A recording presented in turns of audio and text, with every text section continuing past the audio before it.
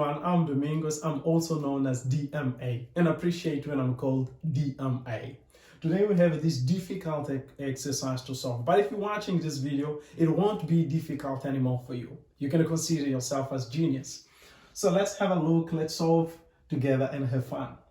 We have x to the power 4 minus 2x squared plus 2 times absolute value of x squared minus 1 plus 1 equal to 4x squared plus 4 times absolute value of x. Okay, the first thing that we will do is grouping together those expressions that has no absolute value.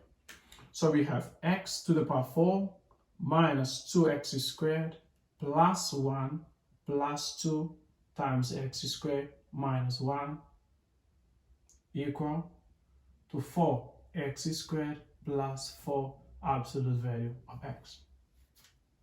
Now this expression is a big quadratic expression. We can write like this.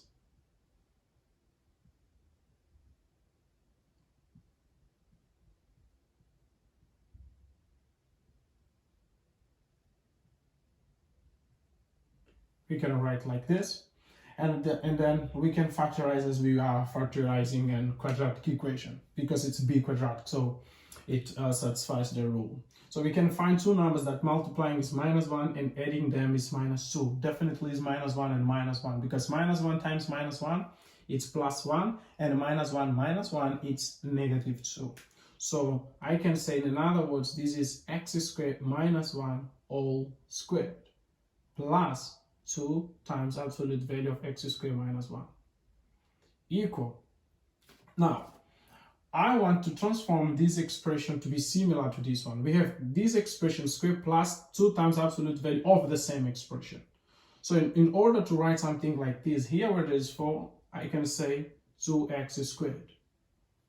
2x squared plus, we have 2 here, times this expression because it's inside 2x.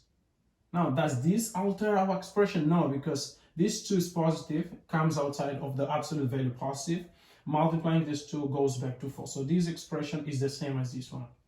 Now, having that this expression is similar to this one, we can now say then we are in the presence of f of x equal to something squared, because we have something squared, x squared, plus 2 times we have absolute value of something. So I'm going to use just x. And then I'm going to say where I have two other functions, g of x equal.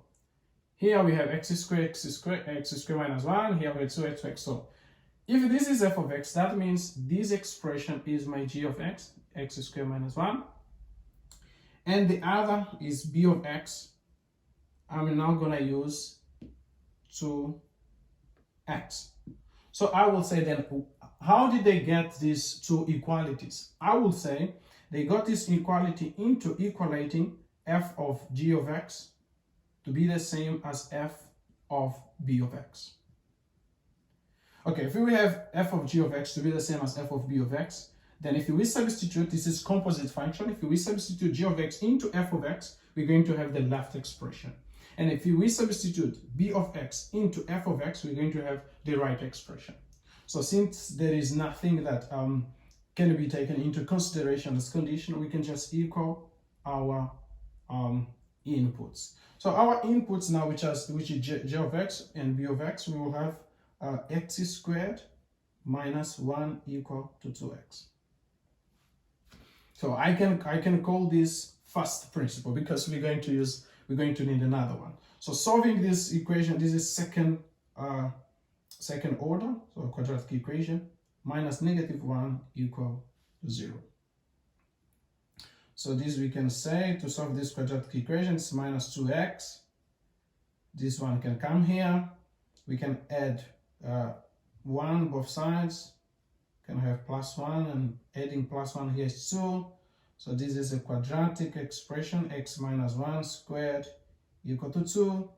Then x minus 1 will be equal to plus or minus square root of 2.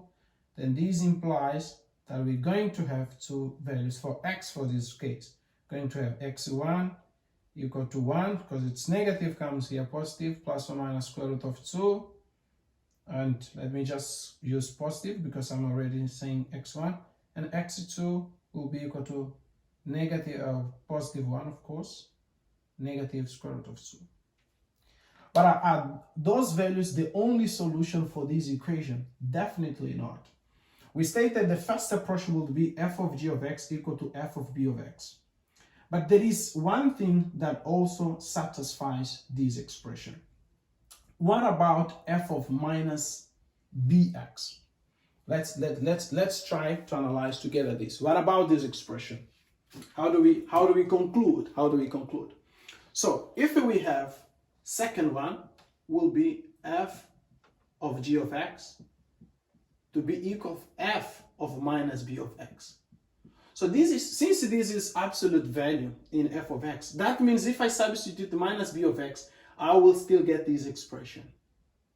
If we put back minus b of x here, we will still have this expression. So that means I have another case to analyze. The second case will be equaling g of x with minus b. So I'm going to have g of x is x squared minus negative 1 equal to negative b, which is minus 2x.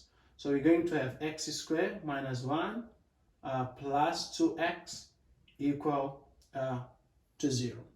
That's the case that we're going to have. So x squared minus 2x, we can say it is equal to 1. I can send the 1 this side, comes positive, and then plus here, sorry, and then we can say x squared plus 2x plus 1 equal to 2. We're adding 1 both sides, so this is now quadratic expression.